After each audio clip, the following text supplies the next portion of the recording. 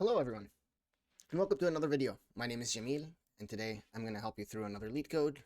On today's menu, we have leet code number 2176. Count the equal and divisible pairs in an array. So it is a company's question, and I think it's fairly simple.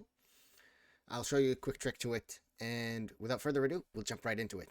So we are given a zero-indexed integer array, and for JavaScript, we're not really going to matter too much because that's just a regular array for us. Integer array, okay, titled nums and length variable n with an integer variable k. Okay, so we're going to need to return the number of pairs of I and j where 0 is less than and equal to I less than j less than n, such that nums I is equal to nums j and I times j is divisible by k. So what does that mean, right? That's a lot, and it's kind of confusing. So if you take a look at the input, it passes us the array here and the number 2, right? And the output it's expecting is the number 4. So what does that mean? So there are 4 pairs that meet all of the requirements. So nums 0 in this instance is the number 3, which is equal to nums 6. So I'm just going to say this right here, okay?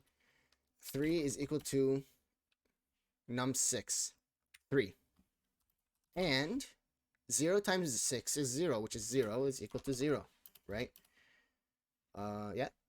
And it's divisible by 2, right? Because this is true. 0 over 2 is equal to 0, right? So all of these 3 conditions are met, right? 0 is less than I is less than j, because I here is the number 0 and j is the number 6. And when you convert those numbers to their respective values in the array, it matches the condition. Same thing here, you'll see 0 times 6, which is equal to 0, 0 is equal to 0, and then 0 over 2. Okay? Perfect. So let's get rid of that.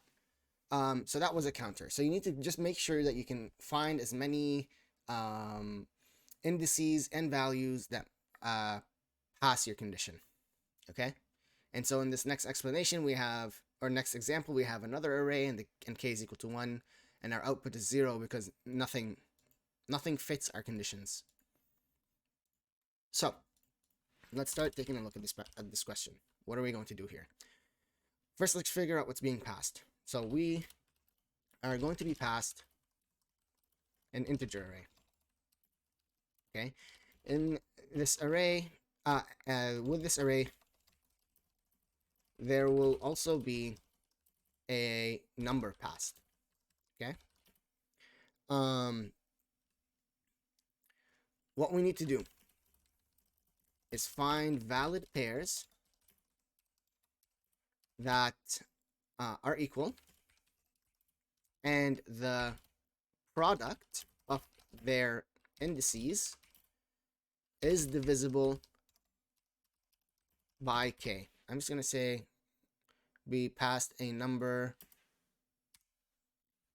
and there will also be variable k, a number which is passed.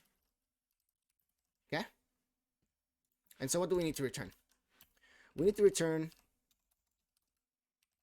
the total count, count of valid pairs found in the number array. Okay? Fairly simple. So at this point, you would probably want to create some test cases in an interview so that you can make sure that you have a proper understanding of the question, but I'm just going to be using LeetCode's examples in this situation.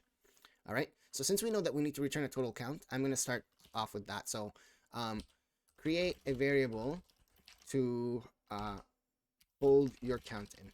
Okay, and so we're going to say let count, which is a number, equal to 0. And now, since we are working with an array, which is an iterator, we're going to have to start iterating over our loop, right? Iterate over our loop. And then we're going to need to have over our outer, so like our outer loop. So why do I say outer loop? Because we're going to have I and j. So we know that we're going to need two, we're going to need two two loops so that we can compare I and j at the same time. Okay. So let's see. 4. And we'll just make sure that our loop has everything that it needs. Let I, which is also a number, equal to 0. I is less than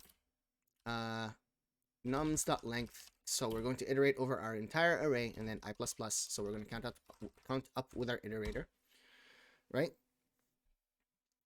Now iterate over the compared numbers, right? So these are going to be the numbers that we're comparing with. Iterate for to get the numbers we are comparing with. For this, we'll say let j number equal to 0 or I plus 1, right? Because we will always be comparing. We don't want to start at 0 after we have moved forward with I. You see, if we say that this starts at 0, when I becomes 1, our inner loop will reset at 0 again. And so like we will be comparing 1 and 3, but backwards. And we don't want to be doing that. So we always want to start one index ahead of our outer loop, our first comparison, right? After we are done comparing 3 with everything else, we don't want to start comparing it again. It doesn't do us any benefit. It only adds to our runtime. And j is going to still be less than nums.length and j++, right? Oh, nums.length. Now in here you can say check your condition, and if it passes, add to your counter. Okay? So we're going to say this: if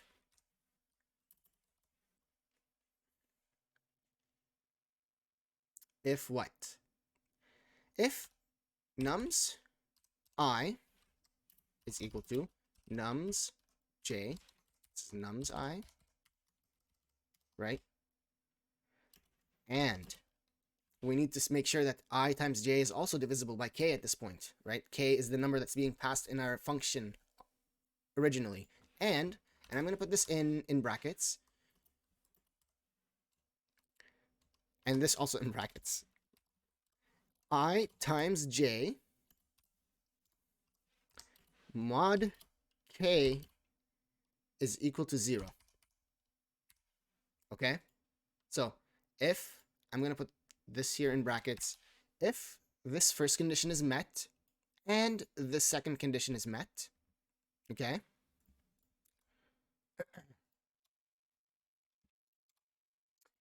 If this first condition is met and the second condition is met, which is nums I is equal to nums j, and I times j is divisible by k.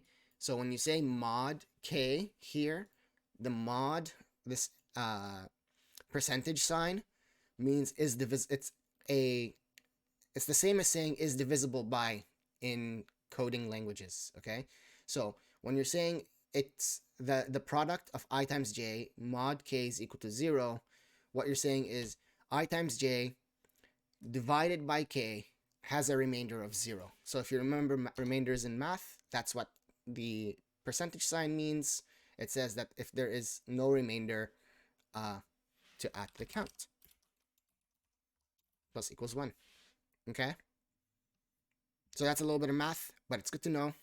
And when we're done here, what we're going to do is return the total count. Okay?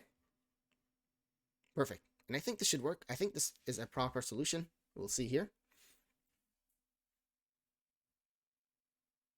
Wrong answer. Nums I is equal to nums j, and I times j is mod k is equal to 0.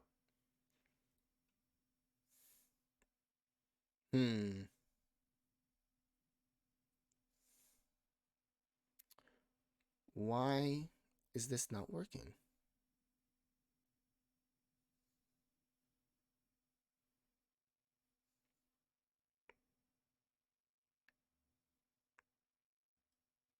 Did both of them fail? No, this one worked.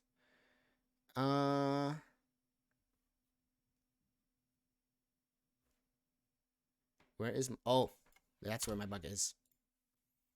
Whoops. It's always when I'm trying to do a demonstration that I end up missing my bug. But okay, it was my outer loop. The code works. There should be... I was just so confused. I was like, there should be no reason why this code does not work. I had tested it before. Perfect. All right. There we go. So, I hope this was very helpful to you today. I hope you learned something new. I hope you learned about the modulo symbol today and what it does and what it means with regards to remainders. You can play around with a bunch of console logs, play around with a bunch of your numbers to find the solution and to see how it works, or check the MDN. I will link that in the description below. But yes, so thank you so much for watching the video. If you liked the video, please make sure to like the video, leave a comment down below telling me what you learned, and then subscribe and share this video with your friends. And my name is Jamil. Thank you very much for joining me here today. I will see you next video.